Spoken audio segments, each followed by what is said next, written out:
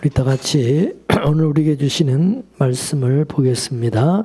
하나님의 말씀은 사무엘하 3장 2절에서 5절까지 말씀이 되겠습니다.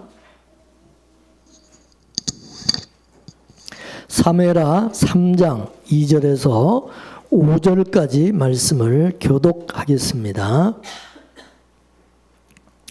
다윗이 헤브론에서 아들들을 낳았으되 맏아들은 암논이라 이스라엘 여인 아히노암의 소생이요 둘째는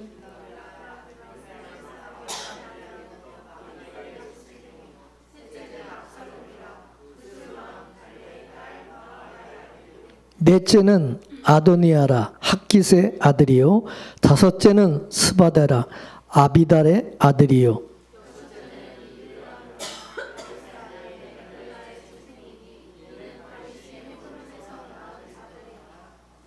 아멘. 감사합니다. 오늘 본문 말씀은요, 마치 밭에다가 곡식을 심었는데 가라지가 있는 거와 같은 것입니다. 오늘 우리가 본문을 문자적으로 보면 다윗이 아내들이 많고 또 자식들이 많은 것이 복을 받아가지고 자손들이 번성한 것으로 해석할 수가 있습니다. 그러나 그렇지가 않다는 겁니다.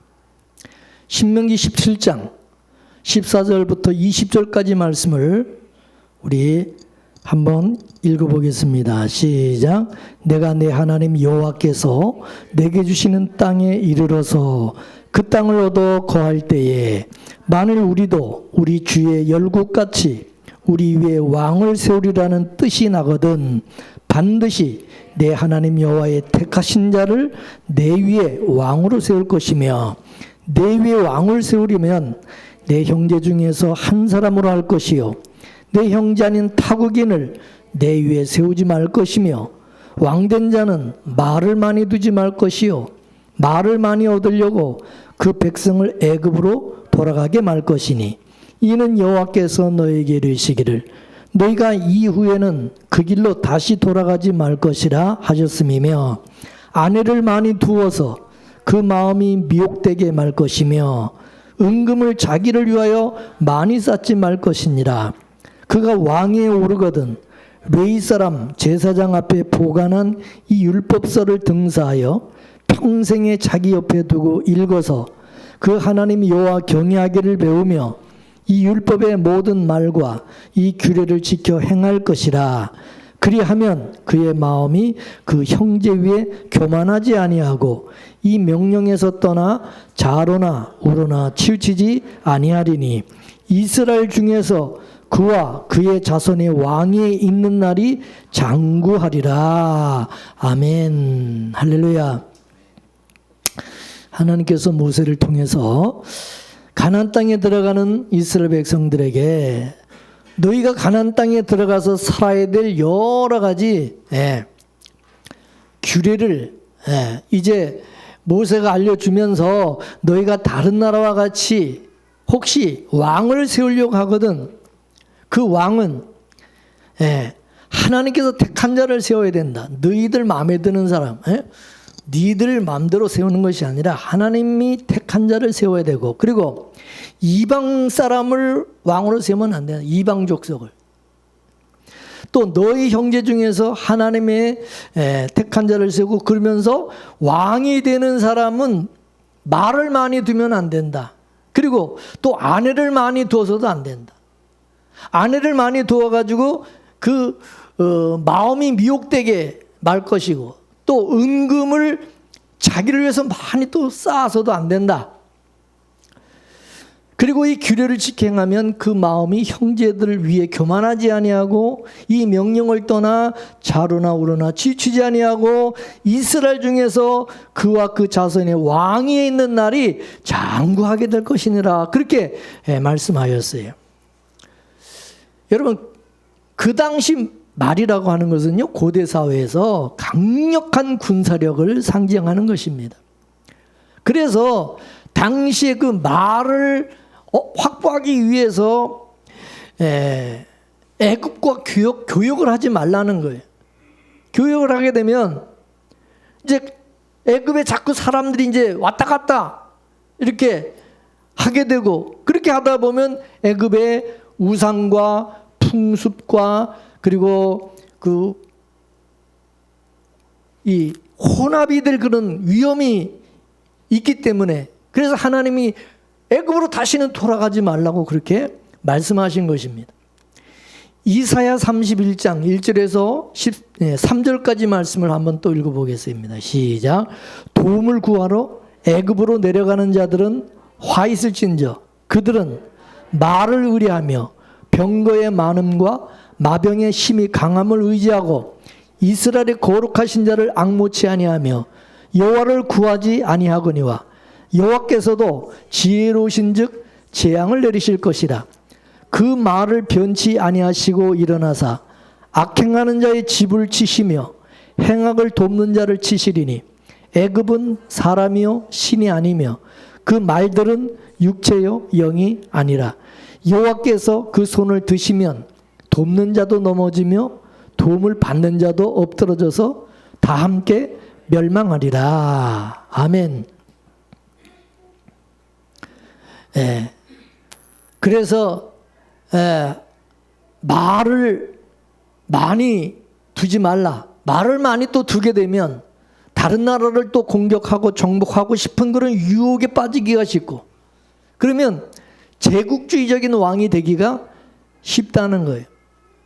말이 많으니까 이 말을 좀 써먹어야 되는데 어디다가 써먹을까? 그러니까 남의 나라를 침략하는데 이걸 쓰기가 쉽다는 겁니다.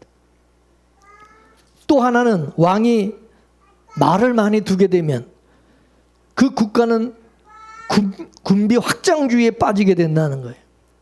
국가의 주된 목표를 군사력 확장에 두게 되는 것입니다. 그래서 백성들을 오로지 전쟁 준비에 빠지도록 만들고, 그리고 백성들을 다 전쟁 준비에 도구로 내몰게 된다는 거죠. 오늘날 북한의 김정은이가 그 대표적인 경우라고 할 수가 있습니다. 그리고 아내를 많이 두어서 마음이 미혹되지 않도록 하라고 그랬어요. 이것은 이스라엘 왕이 주변 국가와 정략 결혼을 통하여 이스라엘의 이 정체성이 혼란되지 않도록 하기 위함인 것입니다. 오늘 본문에 보면 다윗이 아내가 많았어요. 아내들이 많았어요. 근데 여러분, 그 다윗의 아들인 솔로몬은 아내가 700명이나 되었고 첩이 300명이나 되었어요. 전부 1000명. 아내가 1000명이었어요. 열왕기상 11장 3절에서 4절까지 말씀을 보겠습니다. 시작. 왕은 후궁이 700이요 첩이 300명이라. 그의 여인들이 왕의 마음을 돌아서게 하였더라. 솔로몬의 나이가 많을 때에 그의 여인들이 그의 마음을 돌려 다른 신들을 따르게 하였으므로 왕의 마음이 그의 아버지 다윗의 마음과 같지 아니하여 그 하나님 여호와 앞에 온전하지 못하였으니. 이와 같이 이방 여인들을 아내로 둔 결과 그들이 솔로몬 왕의 마음을 미혹하여서 이스라엘의 온갖 우상들을 들여와 가지고 우상 숭배에 빠지도록 우상 숭배가 가득하게 만들었어요. 이 여자들이, 이 아내들이, 이방 여자들이, 여인들이 많이 시집을 와가지고 완전히 이스라엘을 영적으로 다 베려버렸어요. 그런데 하나님께서 왕뿐만 아니라 이스라엘 백성, 일반 백성들도 이방 여인과 절대 결혼하지 말라고 그렇게 명령했어요. 자, 신명기 7장 3절에서 4절까지 말씀을 보겠습니다. 시작. 또 그들과 혼인하지도 말지니 내 딸을 그들의 아들에게 주지 말 것이요 그들의 딸도 내 며느리로 삼지 말 것은 그가 내 아들을 유혹하여 그가 여호와를 떠나고 다른 신을 섬기게 하므로 여호와께서 너에게 진노하사 갑자기 멸하실 것임이니라. 아멘. 그리고 왕은 재물을 많이 또 축적해서는 안 된다고 그랬습니다. 왕의 나라의 부구 강병을 위해서 극구에 은금을 비축하는 것은 필요하지만, 그러나 자기를 위해서 그렇게 재물을 축적하지 말라는 거예요. 왕직을 이용해 가지고 왕이 부자가 되지 말라는 겁니다. 왕의 재물 축적은 백성들에게 많은 세금을 거둬들여야 되고, 그러면 백성들에게 많은 부담을 주게 되고 백성들이 가난에 빠질 수가 있기 때문인 것입니다. 그리고 재물은 왕의 마음을 재물에다 두고 하나님을 의뢰하지 않고 재물을 의지하도록 만들기 때문입니다. 이스라엘의 왕은 보이지 않는 하나님을 오직 신뢰하고 의지함으로 하나님의 보호하심과 복주심을 바라보고 하나님의 뜻대로 이스라엘 백성들을 지도해야만 하는 것입니다. 그러나 왕이 눈에 보이는 사람의 숫자, 백성들의 숫자나 말의 숫자에 치우치고 또 아내와 재물의 마음을 뺏기면 하나님을 잊어버리고 의지하지 않게 되기 쉽다는 것입니다. 근데 솔로몬은 왕이 되고 나서 왕이 지켜야 될 규례와 정반대로 행하였어요. 열왕기상 9장과 10장에 보게 되면 솔로몬이 무역을 하여 벌어들인 금과 은이 얼마나 많은지 세금으로만, 세금으로 거둬들인 것만 666달란트라 그랬어요. 이거는요 엄청나게 많은 금인 것입니다. 그래서 너무 금이 많으니까 그 금으로 큰 방패를 200개를 만들었어요. 그리고 작은 방패는 또 300개를 만들었어요. 금으로. 은은 너무 흔해가지고 귀하게 여기지도 않았다 그랬어요. 또한 말과 병거를 많이 수입하여 모을 뿐만 아니라 또 중개상인 역할을 해가지고 그걸로 또 많은 돈을 벌어들였어요.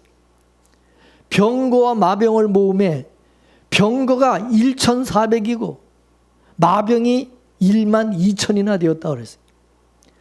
그래서 그 결과 나라가 부강하고 잘 살게 되었느냐? 오히려 나라가 남북으로 나눠지게 되어지고 결국은 망하고 말았습니다. 근데 하나님께서 하라고 한 것이 무엇이냐? 율법서의 등사본을 레위 제사장 앞에서 책에 그거를 기록해서 평생에 자기 옆에다 두고 있어 읽고 하나님 여호와 경외하기를 배우며 이 율법의 모든 말과 이 규례를 지켜 행하라고 그렇게 말씀했어요. 왕은 모든 삶과 사역을 전적으로 하나님의 말씀에 근거를 두라는 말씀입니다. 왜냐? 왕은 하나님의 종이고 일꾼이기 때문에 그런 것입니다. 이방 나라는 왕을 신으로 간주하고 신처럼 떠받들고 혹은 신의 아들처럼 숭배를 하였어요. 그러나 이스라엘의 왕은 신이 아니라 인간이라는 거예요. 너는 사람이지 너는 신이 아니다. 너 위에 하나님이 계신다는 사실을 잊지 말라는 거예요. 이와 같이 왕권의 제한을 두었을 뿐만 아니라 왕은 하나님의 종이라는 사실을 명확히 하신 것입니다. 그러니까 왕은 자신이 만든 법을 가지고 자신의 법을 집행하는 그런 사람이 아니라 하나님의 법 아래에서 하나님의 법을 준행하는, 집행하는 존재라는 것입니다. 그래서 왕은 그 하나님 아래에 있는 존재로서 두 가지 일을 하도록 했어요. 첫째, 율법서를 이거를 등사를 해가지고 평생에 자기 옆에다 이걸 두라는 거예요. 여기서 율법서라고 하는 것은 바로 십계명과 또 그 십계명을 실천하는 규례와 법도가 포함되어 있는 신명기, 구약의 신명기를 의미하는 것입니다. 그래서 왕은 이 율법서를 옆에다 두고 그냥 구경만 하고 장식품으로 삼지 말고 이거를 열심히 읽는 일에 헌신하라는 거예요. 왕이 율법서를 읽고 그리고 공부하는 그 목적은 뭐냐? 여호와 하나님을 경외하기를 배우기 위해서 또 율법의 모든 말씀과 규례를 지켜 행하기 위한 목적으로 열심히 읽으라는 거예요. 배우라는 거예요.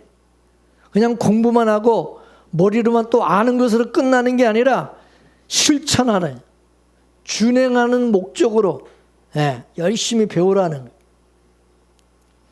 모세는 왕이 이렇게 하면 그의 마음이 형제 위에 교만해지지 않고 겸손한 마음을 유지할 수 있게 된다고 말했어요. 그리고 자로나 우로나 치우치지 아니한다고 그랬어요. 인생이 곁길로 가지 않고 정도를 가게 된다는 것입니다. 그리고 또 이스라엘 중에서 그와 그의 자손이 왕 위에 있는 날이 장구하게 된다 그랬어요. 후손들이 다 왕이 되고 그리고 그 왕이 오랫동안 재임하게 된다는 겁니다. 즉 인격적인 면에서나 사역적인 면에서나 가정적인 면에서나 모두 성공하게 된다는 축복의 약속인 것입니다. 그러니까 왕은 신명기를 개인적으로 이걸 잘 복사를 해가지고 항상 언제 어디서나 평생 자기 옆에다 두고 읽고 공부하고 실천하면 모든 축복이 따라오게 된다는 것을 말씀하신 겁니다. 근데 남한국 유다 왕들 가운데 아주 극소수의 왕들이 이 말씀에 순종을 했어요. 순종을 했는데 그것도 평생 한 것도 아니고 하다가 말다가 조금 하다가 말다가 그랬어요. 끝까지 순종하고 이 말씀대로 행한 사람은 없어요. 근데 북왕국 이스라엘 왕들 가운데는 한 명도 이 말씀에 순종한 왕이 없어요. 뭐 한번 순종하다가 남쪽 왕국은 하다가 말다가는 했는데 이 북쪽 이스라엘 왕들은 아예 하지도 않았어요. 그래서 나라를 망하게 하는 왕들이 되고 말았습니다. 여러분, 우리는 다 왕 같은 제사장들이라 했어요.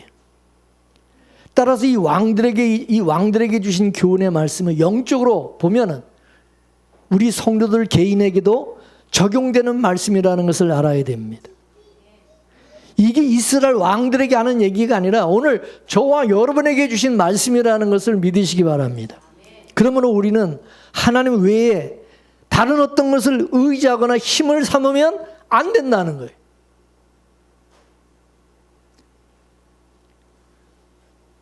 너무 돈을 재물을 많이 여러분 쌓으려고 하지도 말고, 너무 세상적인 힘을 너무 많이 가지려고 하지도 말고,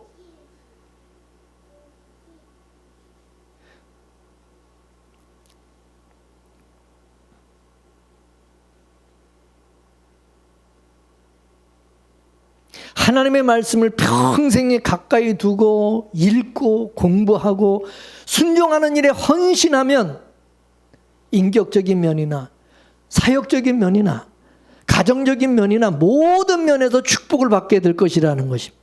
이게 하나님의 약속인 거예요. 믿습니까? 근데 만왕의 왕이시오 만주의 주가 되시는 예수님은 어떻게 했습니까? 이 말씀대로 예수님은 이 말씀대로 하셨나요? 안 하셨나요?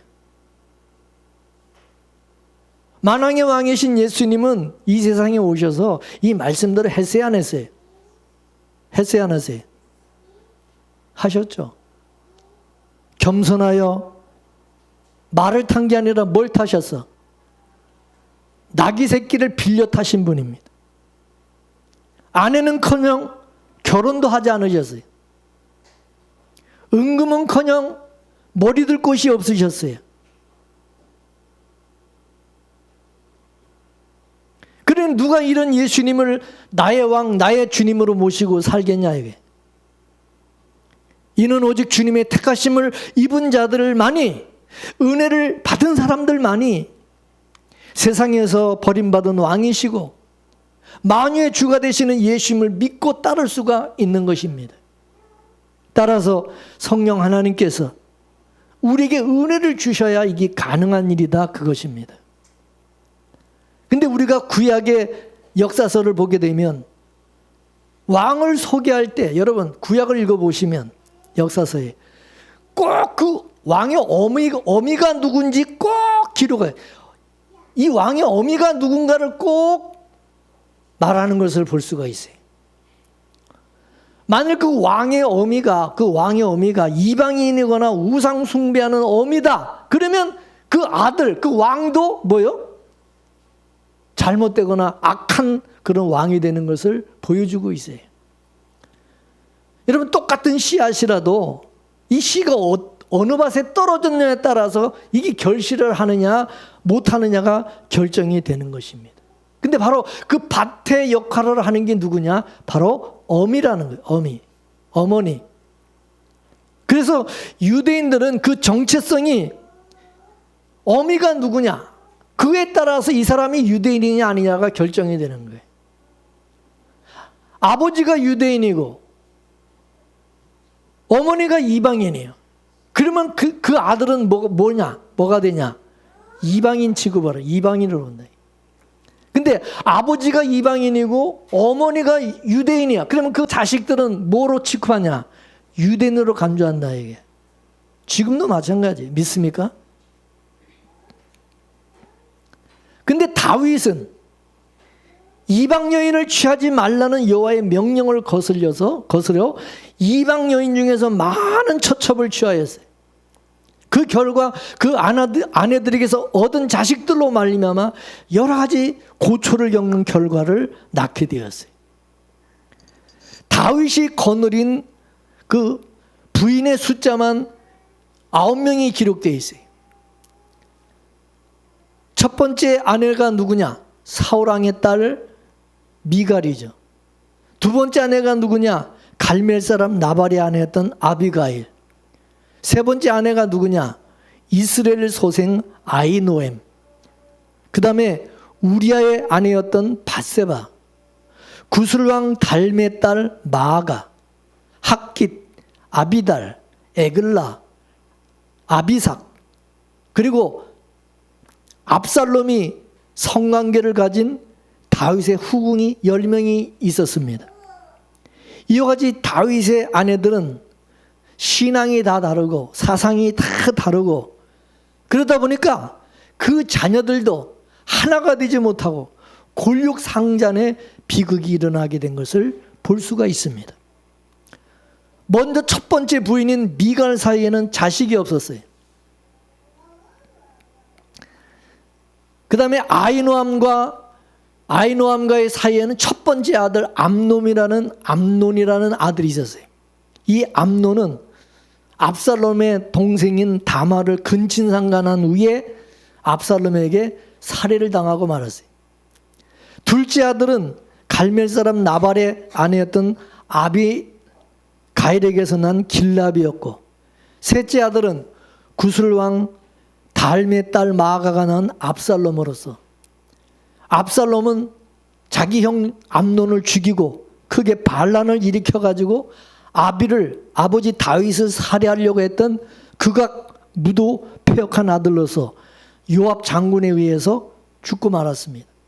그리고 넷째 아들은 솔로몬과 왕이 쟁탈전을 벌이다가 비참한 최후를 맞은 학깃의 아들 아도니아고, 다섯째 아들은 아비아들의 아들 스바가고, 여섯째 아들은 에글라가 낳은 드로암이었고, 그리고 10번째 아들은 밧세바가 낳은 이스라엘 3대 왕 솔로몬이었습니다.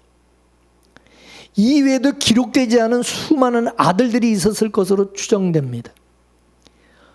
어미가 이와 같이 다 다르다 보니까 비극적인 일들이 벌어지게 된 겁니다. 그리고 이 아들이 또 많다 보니까 다윗 왕의 총애를 받기 위하여 치열한 견제와 질투가 이어졌고, 다윗 왕의 대를 이을 아들을 생산하기 위해서 경쟁을 하다 보니까 자연적으로 아들과 딸들이 많았고, 더욱이 각기 배가 달랐기 때문에 자식들 간에도 왕위 계승을 위한 후계자 경쟁과 끊임없는 불화와 갈등과 분쟁의 역사가 있게 된 것입니다. 다윗의 첫 번째 아들은 암논이고, 그 어머니는 이스라엘 출신의 아히노암이었어요.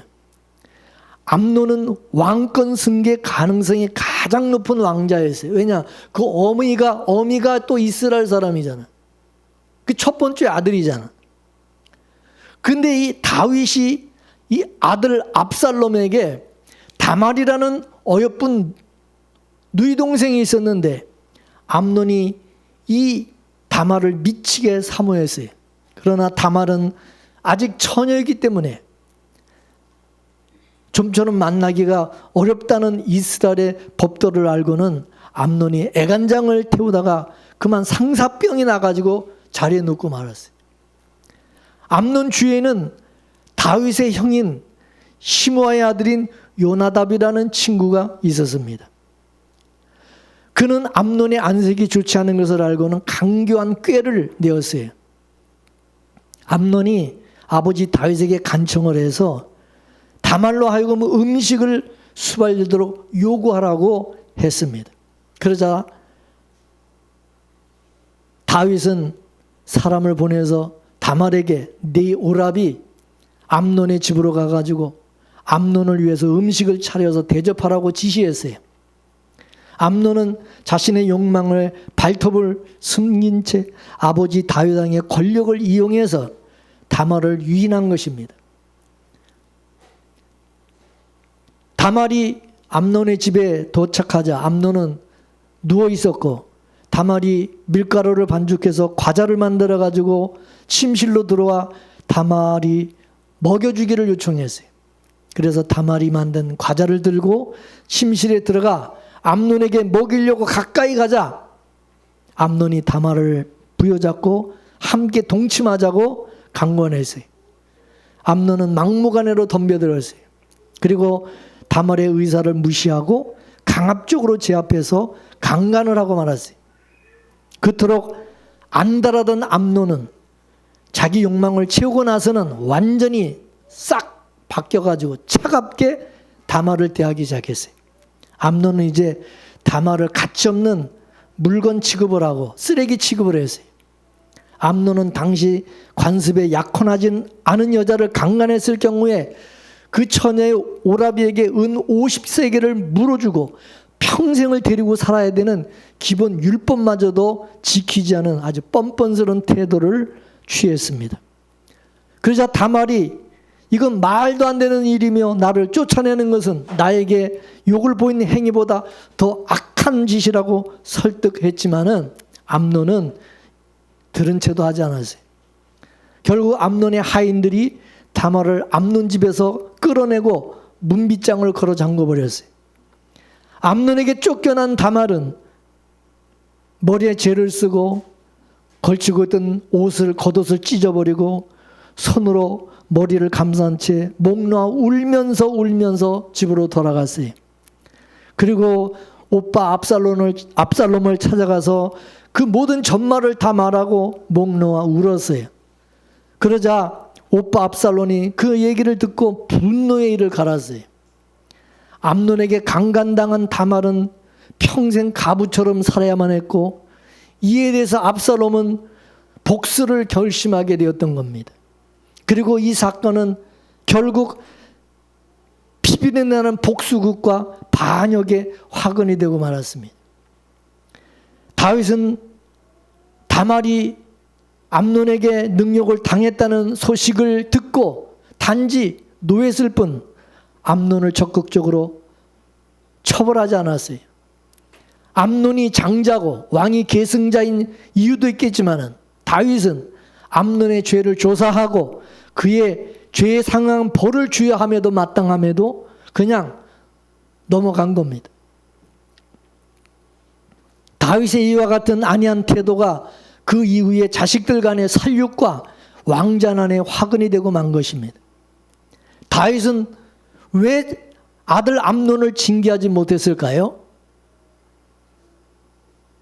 암논이 자기 아버지한테 아버지도 우리아 장군 아내 그 밧세바를 범하지 않았습니까? 왜 나한테 그러십니까? 아버지도 그랬으면서. 여러분, 그러면 할 말이 없는 거예요.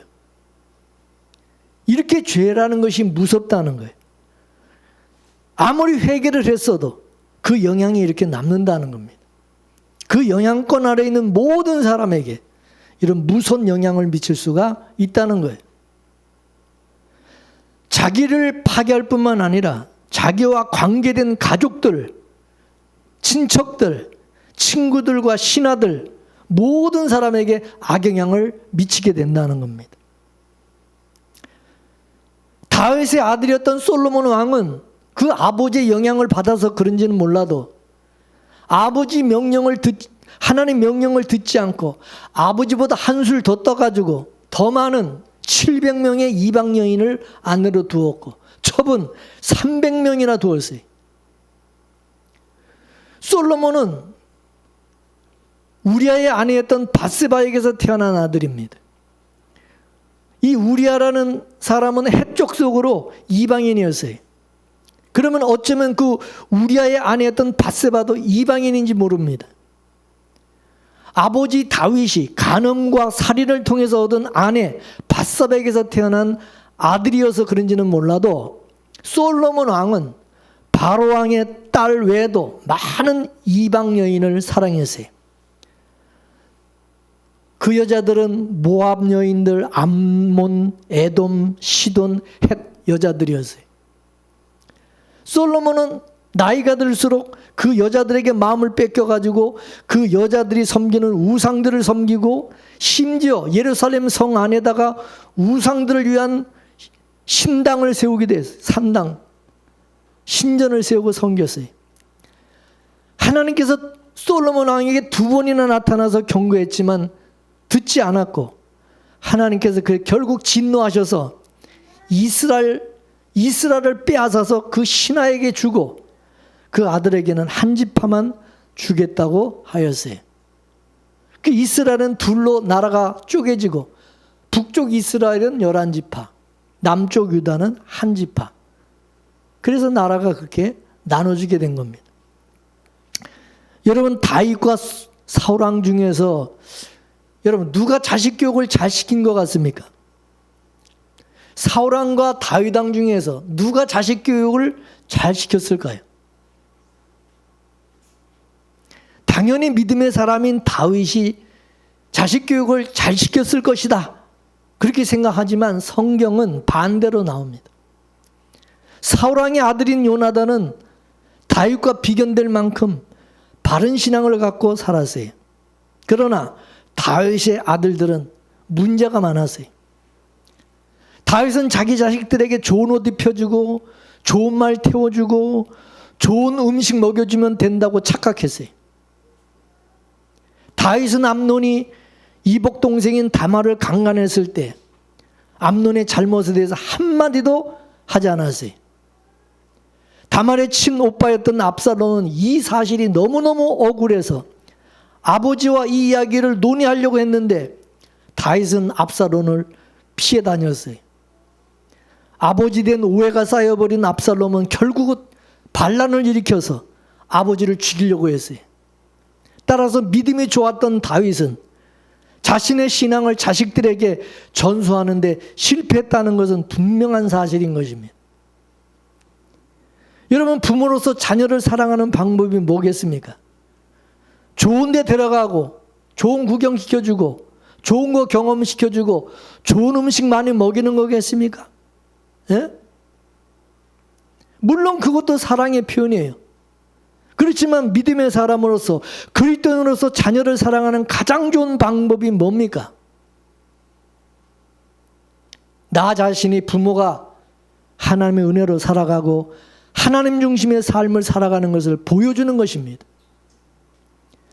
그것이 자녀를 최고로 사랑하는 방법인 거예요. 제가 이제 자라서 어렸을 때는 몰랐는데 저도 커서 자라서 성인이 돼서 나오고 보니까 우리 부모님은 못 살았어요. 너무 가난해가지고 잘 가르치지도 못하고 먹이지도 못하셨어요. 그런데 저는 우리 부모님께, 우리 아버지 부모님께 정말로 저는 존경하고 감사하는 게 뭐냐. 우리 부모님이 믿음으로 살아가는 모습을 보여주는 것. 하나님의 은혜로 살아가는 그것을 보여주려고 했던 그것이, 그래서 우리 자녀들이 다 이렇게 믿음 안에서 살아가고 또 그 자녀들이 되게 믿음 안에서 성장하는 이런 가정이 된 것이 부모님들이 그걸 보여줬기 때문에. 잘 먹여준 거 없어요. 잘 가르쳐준 거 없어요. 그런데 중요한 하나님의 말씀대로 신앙으로 믿음으로 살아가는 그것을 삶으로 보여주셨기 때문에 그것이 우리에게는, 나에게는 가장 큰 그것이 재산이고 그것이 보물과 같은 것이 된 것입니다. 그래서 제가 저희 부모님 살아계실 때 늘 감사했어요. 엄마 아버지가 우리한테 해준 거 없지만은 이렇게 신앙을 물려준 건 너무너무 감사하고 고맙다고, 늘 고맙다고 그렇게 말씀을 드렸어요.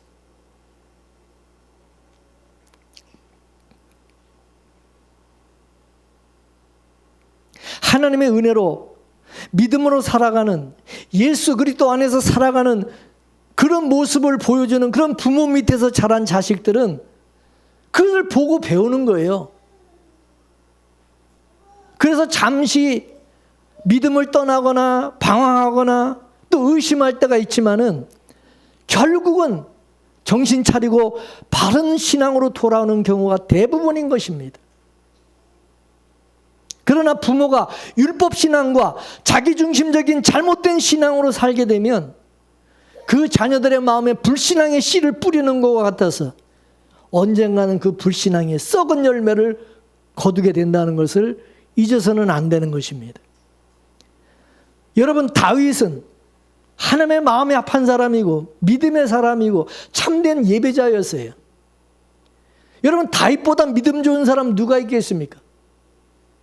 그럼에도 불구하고 다윗이 하나님의 말씀에 순종하지 못하고 넘어진 부분이 있습니다. 그게 뭐냐? 여자 문제였어요.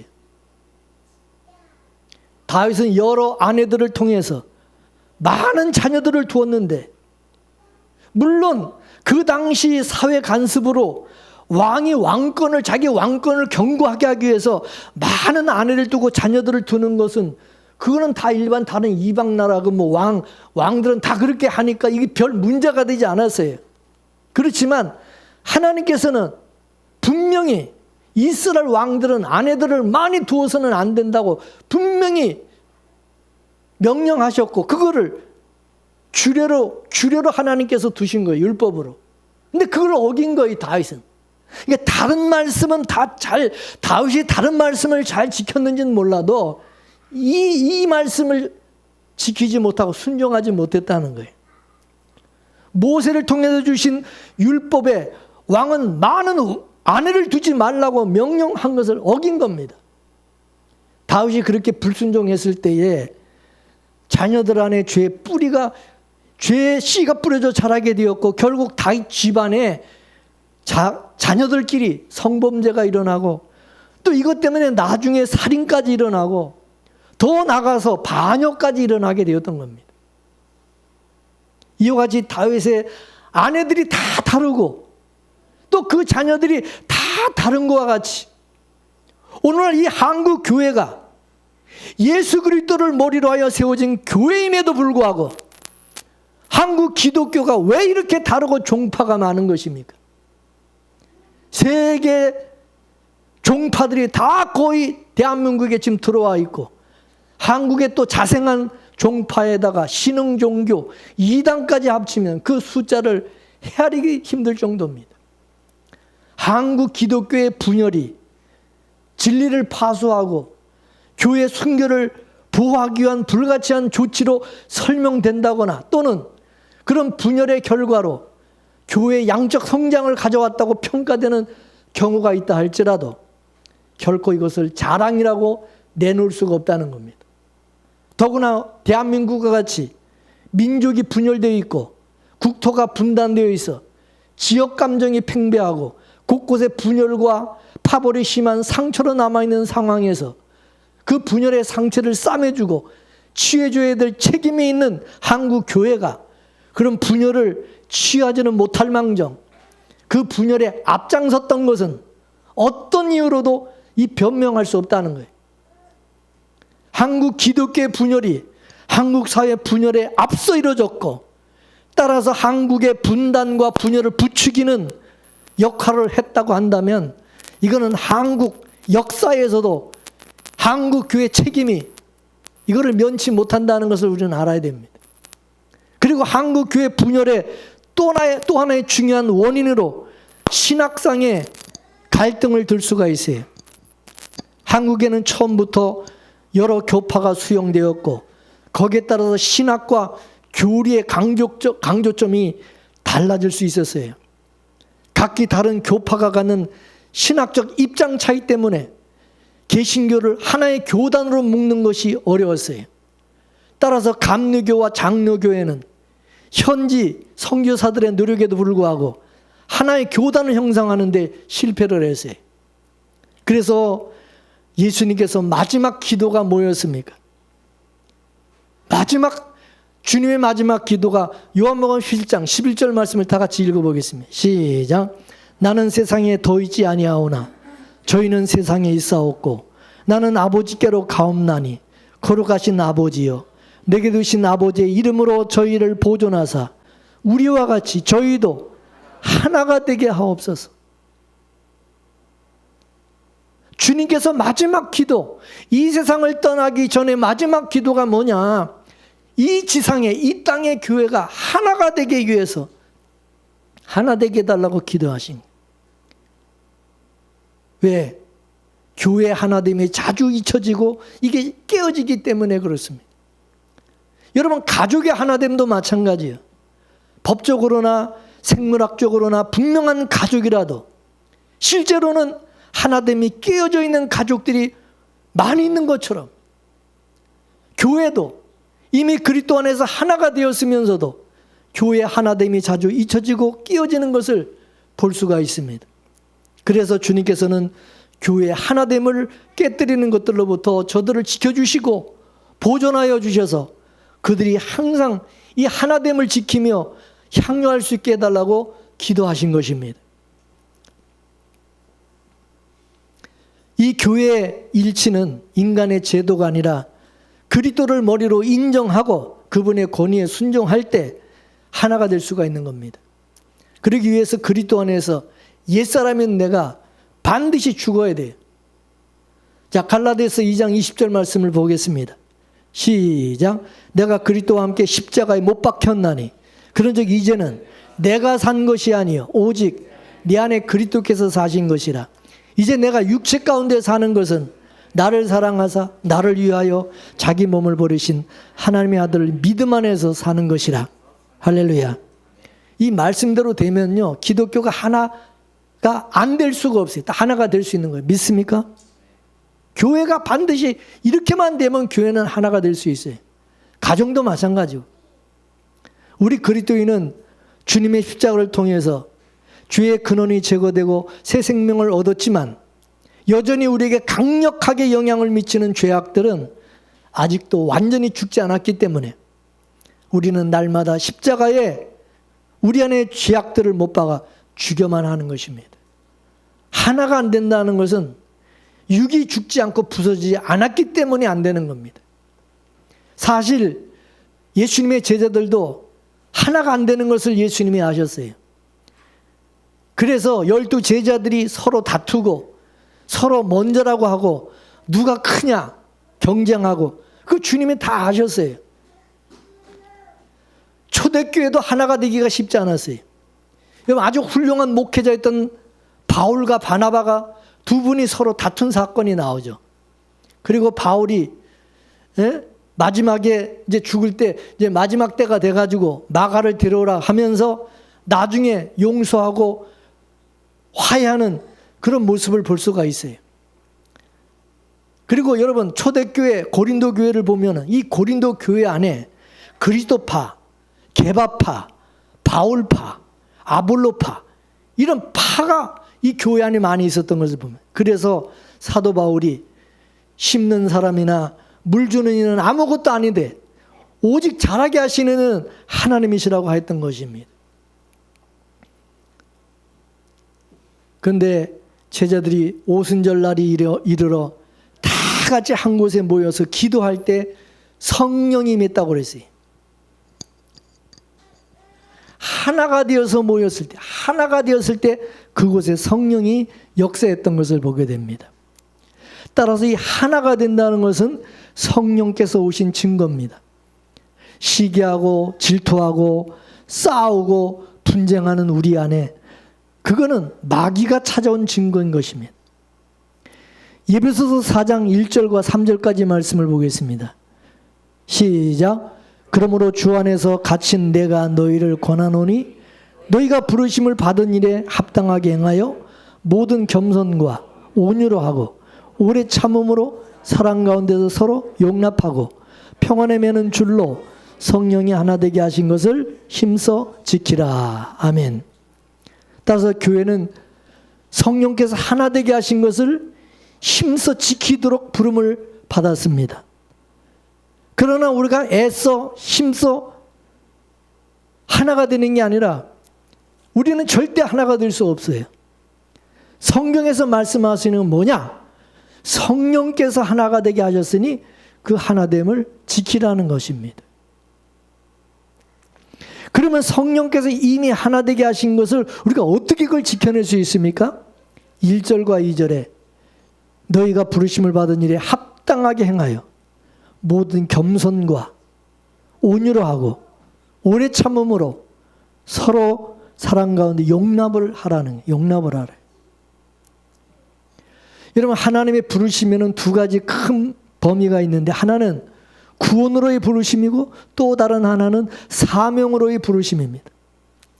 구원으로 부르심은 다 똑같아요. 동일해요. 그런데 사명으로 부르심은 사람마다 다 다른 겁니다. 하나님의 뜻을 이루기 위해서 다양한 사명을 맡기셨어요.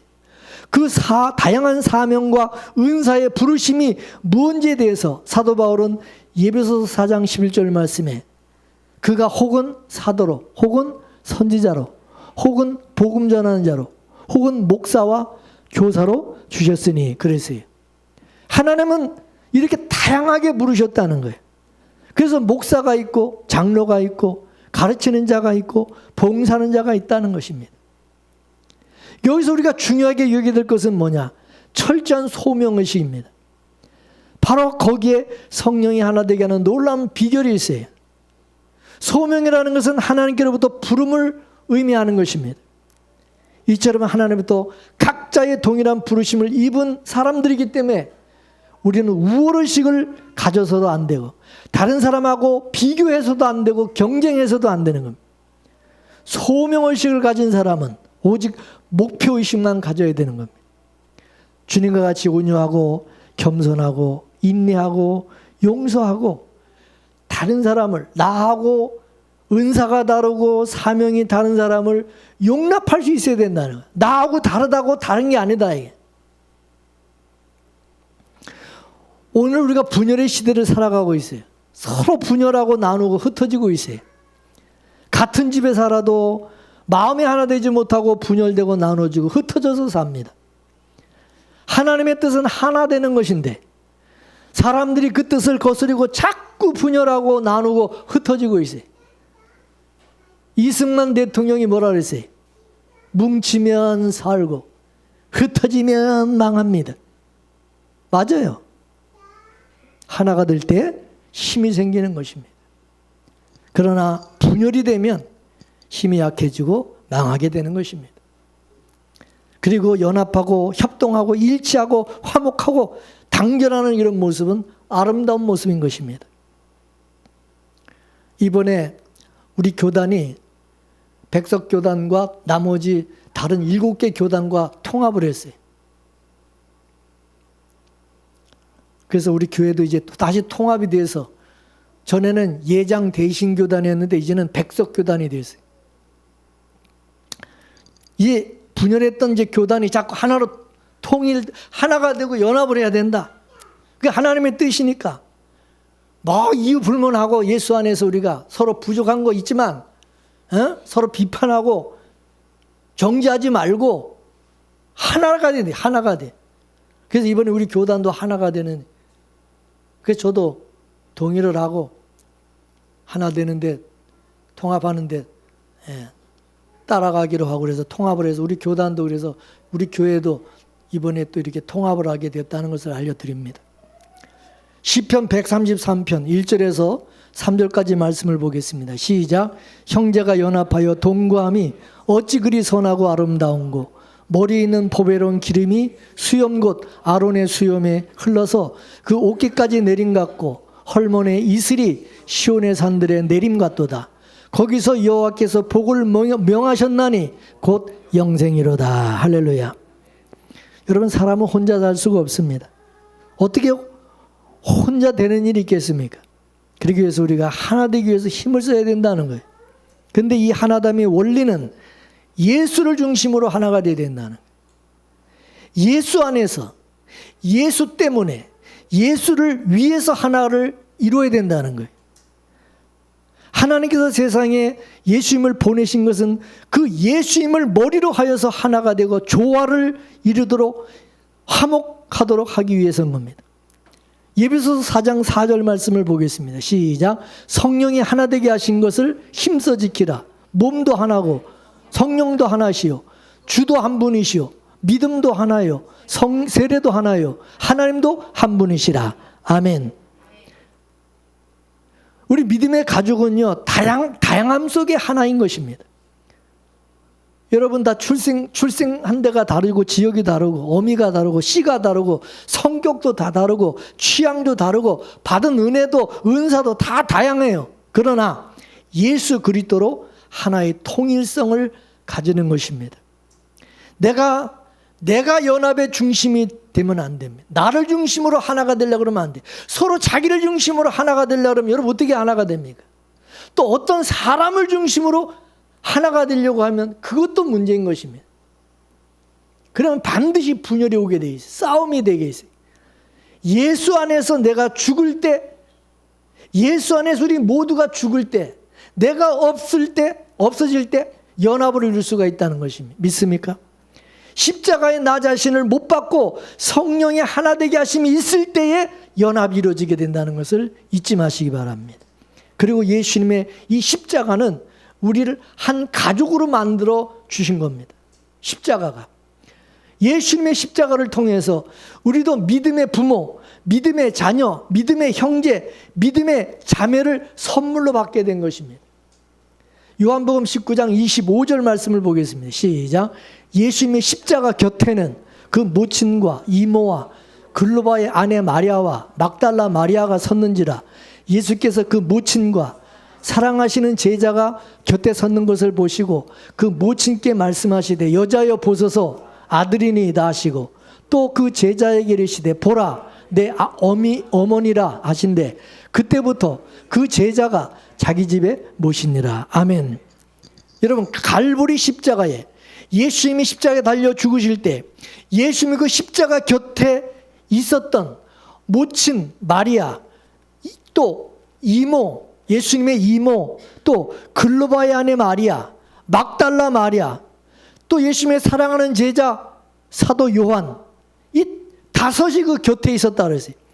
이렇게 예수님의 십자가를 중심으로 한 이 사람들이 바로 진정한 영적인 가족, 예수님의 가족이라는 것을 보여주고 있는 거예요.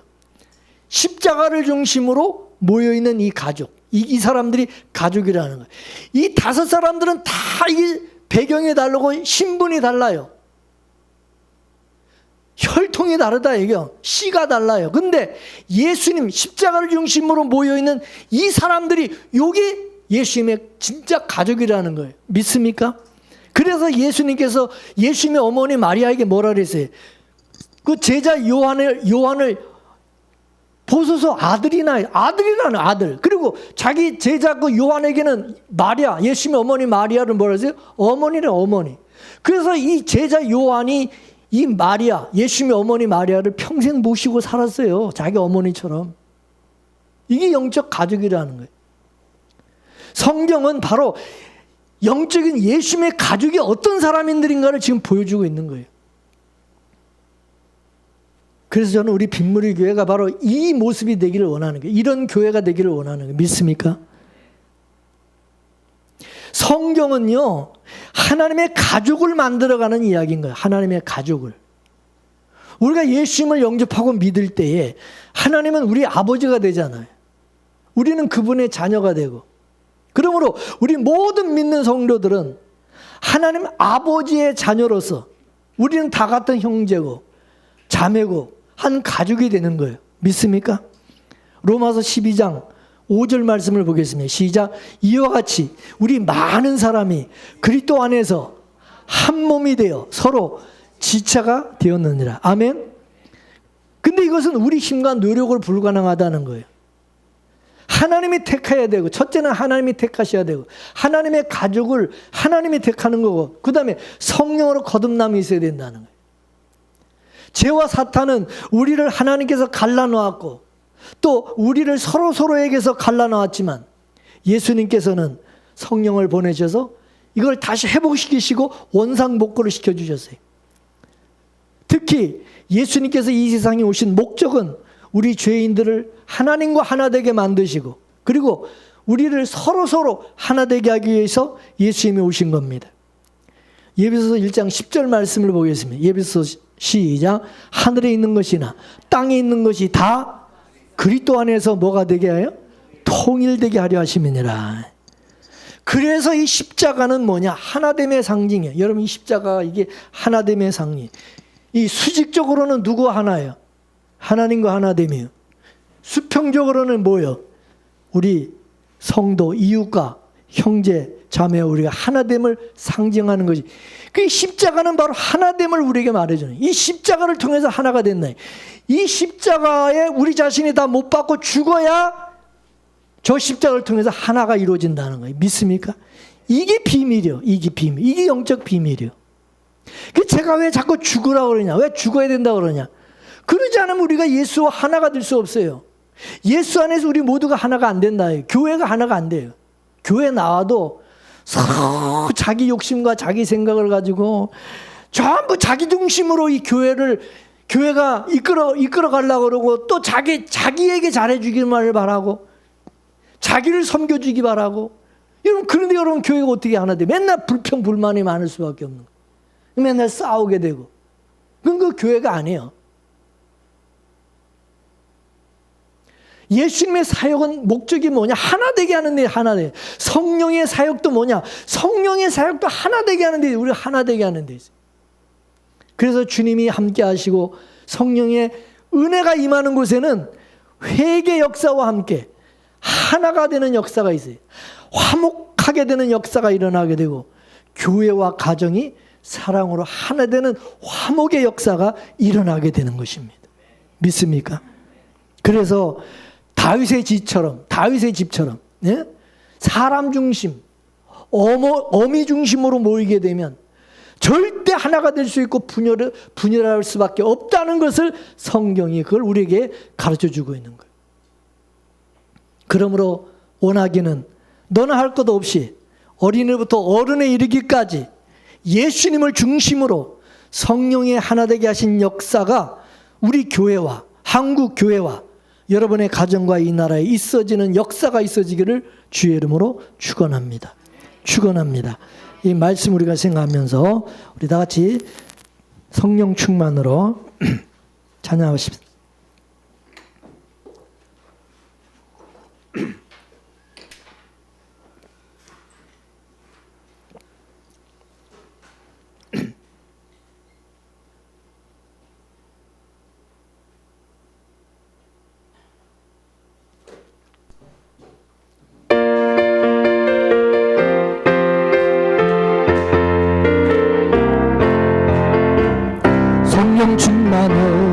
성령 충만으로 뜨겁게 성령 충만으로 뜨겁게 성령 충만으로 걷는 바다 땅끝까지 전파하리라. 성령 충만으로 걷는 바다 증인이 되리라. 말씀 충만으로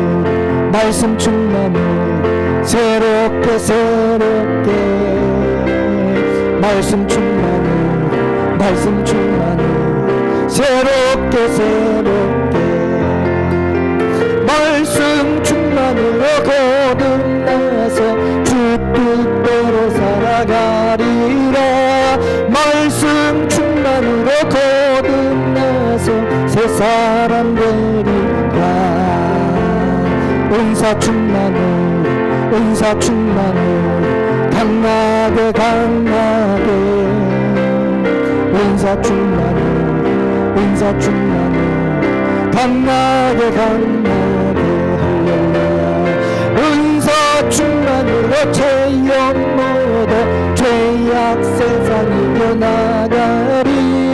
은사 충만으로 죄업 모두 이 세상 이기리.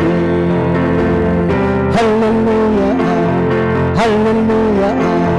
우리 빗물이 교회 할렐루야 할렐루야. 우리 빗물이 교회 성령 충만으로 뜨거울게. 말씀 충만으로 새롭게. 은사 충만으로 죄업 모두 주의 일하리라. 아멘. 기도하겠습니다. 하나님, 우리 모두 각자가 다 다른 사람들인데 하나님께서 창세전에 우리를 택하시고 예수 안에서 우리를 부르사 구원받아 하나님의 자녀가 되게 하신 그 은혜를 감사드립니다.